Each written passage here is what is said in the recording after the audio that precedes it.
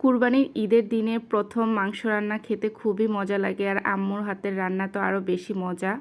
এখানে হাড্ডি চর্বি সহ মাংস নিয়ে নেওয়া হয়েছে রান্না করার জন্য। এরপর দিয়ে দেওয়া হয়েছে আদা বাটা, জিরা বাটা, রসুন বাটা, কিছু গরম মশলা। এই মাংসটা খুবই সিম্পলভাবে রান্না করা হয়, তারপরেও খেতে খুব মজা হয়।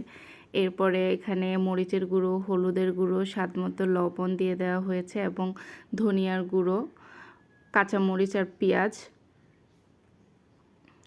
এরপর দিয়ে দিচ্ছি সয়াবিন তেল। এখন হাত দিয়ে ভালোভাবে মাংসটাকে মেখে নিচ্ছে মশলার সাথে। এরপর চুলায় বসিয়ে দেওয়া হচ্ছে। এক্সট্রা কোনো পানিও দিতে হয় না। এই মাংসটা এভাবেই খুব মজা হয় রান্না করলে।